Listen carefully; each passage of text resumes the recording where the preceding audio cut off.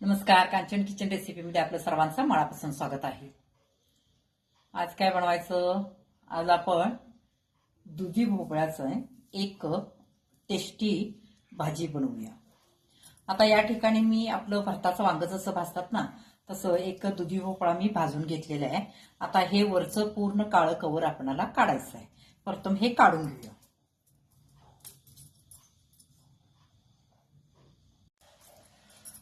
हा काळा कवर काढूपर्यंत आपण मसाला भाजून घेऊया। त्याच्यासाठी लागणारी ग्रेव्ही जी आपल्याला करायची आहे ते आपण भाजून घेऊया। आता काय करूया, कढई ठेवलेली आहे, त्याच्यामध्ये थोडंसं तेल घालायचं।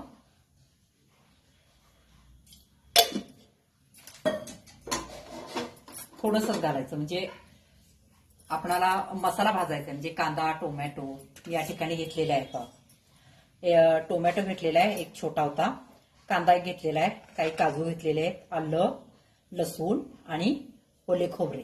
आता हे संपूर्ण ह्याच्यामध्ये भाजून आपल्याला ह्याची पेस्ट तयार करायची आहे।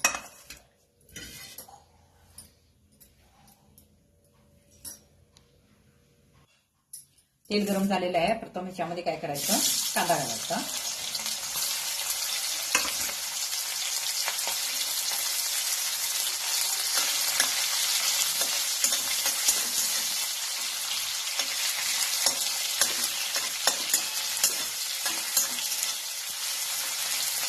कांदा 50% भाजला की मग त्याच्यामध्ये आपण टोमॅटो घालायचं। भोपळ्याची साल काढून मी असं काप करून घेतलेला आहे। काळी जी वरची साल होती ना ती काढून। आता कांदा 50% भाजलेला आहे, आता याच्यामध्ये टोमॅटो घालायचं।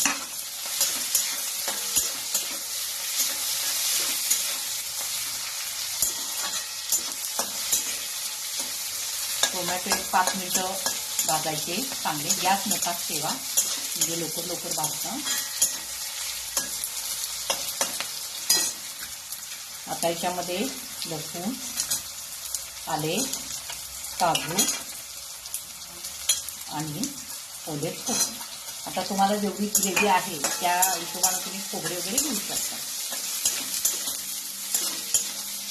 हे आता चांगलं भाजायचं।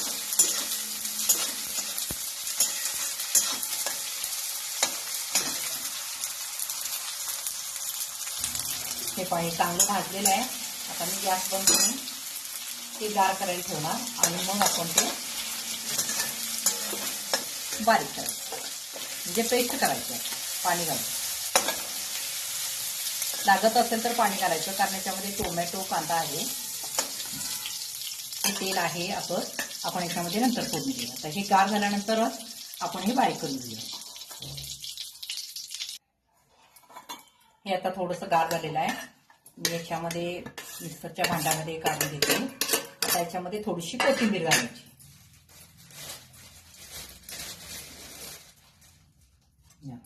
थोडीशी कोथिंबीर घालायची आणि आता याची पेस्ट तयार करायची। पाणी लागत असेल तर घाला, नाहीतर लागणारच नाही आहे, कारण याच्यामध्ये टोमॅटो आणि कांदा आहे। प्रथम आपण हे आता बारीक करून घेऊ।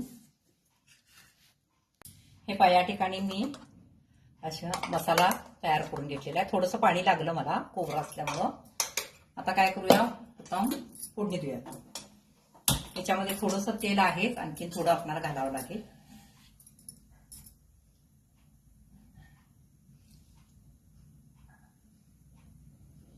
तुम्हाला कट वगैरे आवडत असेल तर तेलाचं प्रमाण थोडंसं जास्त ठेवा, म्हणजे जवळजवळ माझं 1-1.5 पळी तेल या ठिकाणी झालेलं आहे। आता तेल चांगलं तापल्यानंतरच आपण याच्यामध्ये जिरे घालायचे, अर्धा चमचा।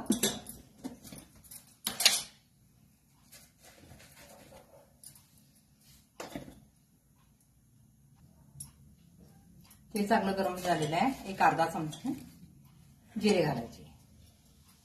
आता याच्यामध्ये जास्त काय आपल्याला मसाला लागणार नाही आहे। आता याच्यामध्ये काय करायचं,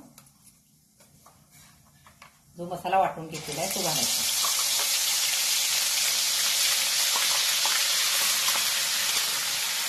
गॅस एकदम बारीक करा।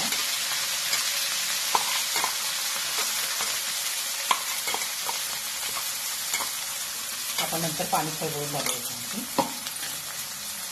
आता कांदा आणि टोमॅटो आपलं चांगलं भाजलं होतं, त्यामुळे आता पटपट ह्याच्यामध्ये आपण सगळे मसाले घालायचे. आता हळदपूड, परत ह्याच्यामध्ये मिरची पूड,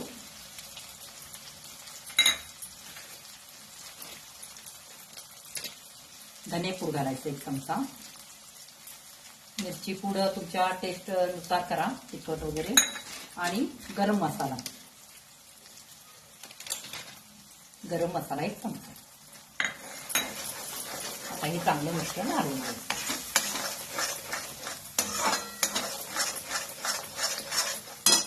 गॅस मोठा करायचा, म्हणजे लवकर भाजलं जातं. फक्त एकसारखं हलवत राहायचं, म्हणजे याला कट चांगला येतो.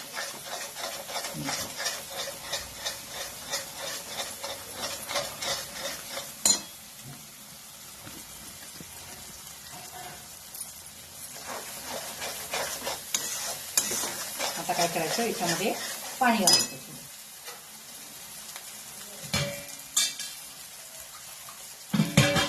आपण मिक्सरच्या भांड्यामध्ये मसाला जो आहे ना कळवून घालायचा.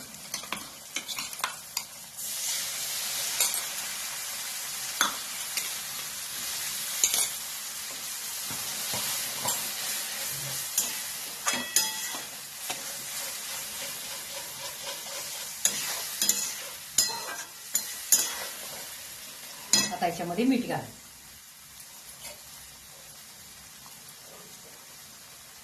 त्याला मिठाचं प्रमाण लागणार, कारण याच्यामध्ये आपण मिरची पूड घातलेली आहे. आणखी थोडं पाणी घालूया, कारण मसाला शिजला पाहिजे.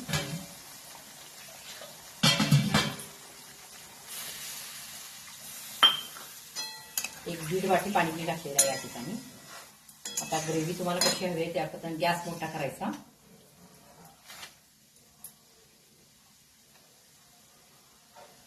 आता याच्यामध्ये जे आपण दुधी भोपळ्याचे चिरलेले काप आहेत त्याच्यामध्ये घालायचे.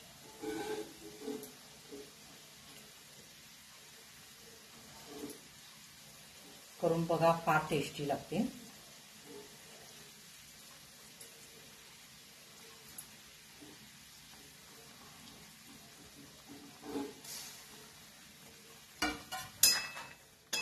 आता हे चांगलं थोडं शिजवायचं. गॅस मोठाच ठेवा, बारीक करू नका.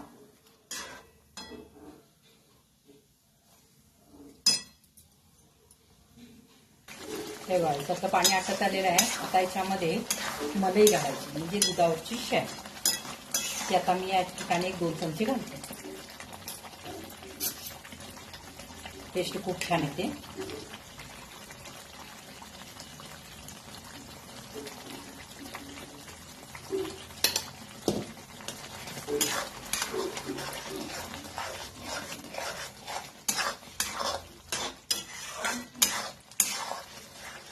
ग्रेव्ही किती छान झालेली आहे. अजून आठवूया. तुम्हाला जर अशीच ग्रेव्ही हवी असेल, ग्रेव्ही आवडत असेल तर असंच ठेवू शकता. आणखी थोडीशी हे करायचं असेल तर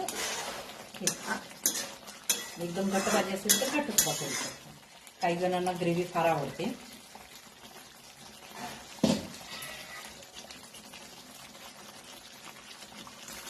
हे पहा, मी अशी आता ग्रेव्ही ठेवणार आहे. मी आता गॅस बंद करते. कट वगैरे किती छान आलाय बघा.